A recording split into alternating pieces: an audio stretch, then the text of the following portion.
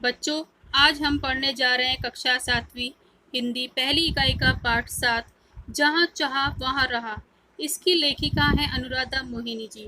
मोहिनी जी का जीवन परिचय है। उनका जन्म 21 सितंबर 1961 को नागपुर महाराष्ट्र में हुआ।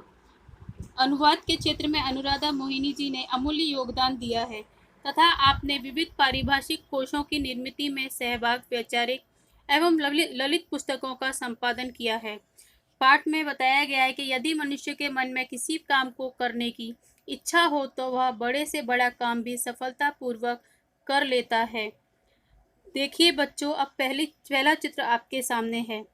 इस चित्र में कुछ बच्चे दिखाई दे रहे हैं। यह चित्र एक गांव का है।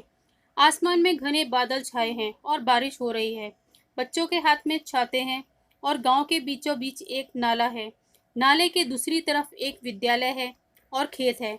बरसात के दिनों में इस नाले में 4 से 5 फीट पानी भर जाता है।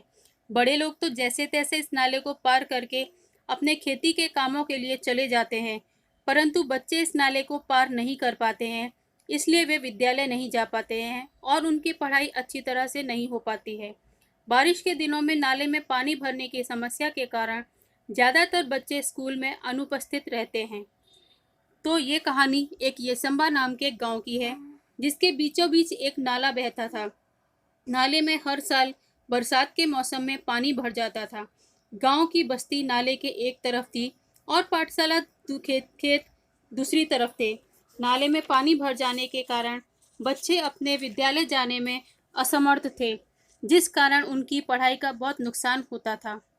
यह उनके गांव के बच्चों की बरसात के दिनों में हर साल की समस्या बन गई थी। परिणाम स्वरूप अच्छी श्रेणी लाने वाले बच्चे भी पढ़ाई में पिछड़ जाते थे। तो बच्चों, अब आपके सामने दूसरा चित्र है। इस चित्र में कुछ बच्चे बरगद के पेड़ के नीचे बने चबूतरे पर बैठे कुछ बातें कर रहे हैं। असंभव में मूल शब्द संभव होता है। बच्चे भी असंभव को संभव करके दिखाएंगे।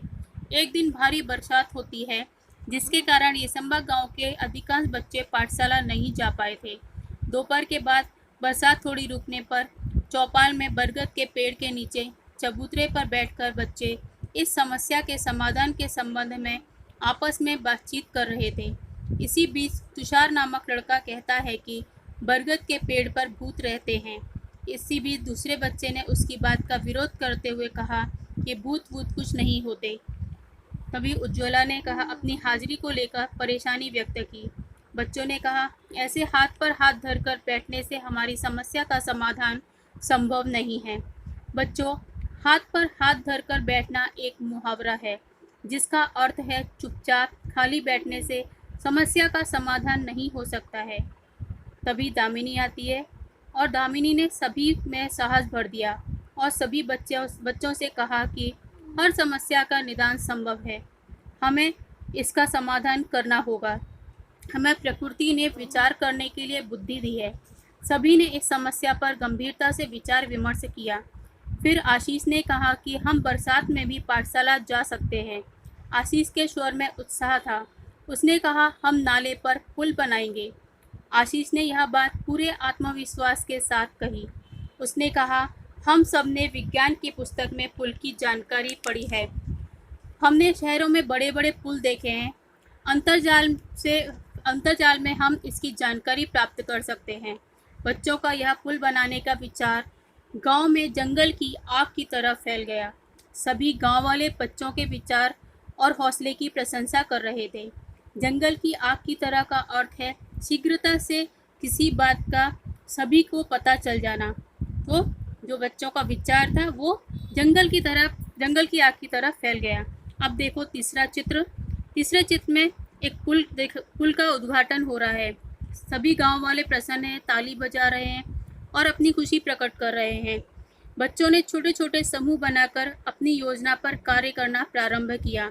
सामग्री की सूची बनाई गई। सामग्री खरीदने के लिए 20-20 रुपए एकत्रित किए गए। सामग्री खरीदने के लिए आवश्यक राशि जमा हो गई। बुजुर्गों का अनुभव, युवाओं की शक्ति और विद्यार्थियों का उत्साह सब साथ मिलकर काम कर रहे थे। सभी के प्रयासों से काम स्वरूप लेने लगा।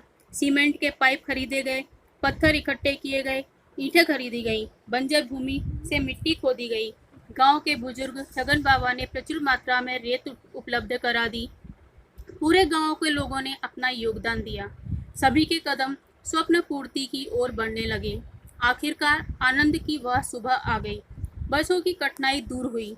15 दिनों में विद्यार्थियों और ग्रामीणों के सामूहिक श्रमदान से पुल बनकर तैयार हो गया। गांव के लोगों के लिए यह अद्भुत उपलब्धि थी। सभी प्रसन्न थे क्योंकि अब बरसात में नाले में पानी भरने पर भी छात्र विद्यालय जा पाते थे। पुल भी मानो विद्यार्थियों के हौसले की दाद दे रहा था। जहाँ चाहा वहाँ रहा। जूही ने अपने भाई की सहायता से पुल के उद्घाटन का वृत्तांत बनाया और संगणक की सहायता से शिक्षा निरीक्षक के सामने प्रस्तुत किया। वृत्तांत मतलब रिपोर्ट राइटिंग। संगणक कंप्यूटर। कंप्यूटर की सहायता से जूही ने पुल कैसे बना इसकी रिपोर्ट लिखी।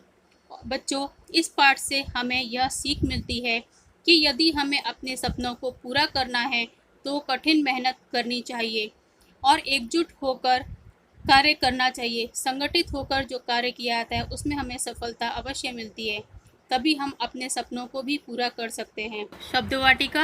लांघना, पार करना। असर, परिणाम। बकवास, व्यर्थ की बातें। निदान, समाधान। माहौल, वातावरण। हल, निराकरण। भापना, अंदाजा लगाना। हौसला, हिम्मत। राशि, धन। प्रचुर, अधिक। धन्यवाद।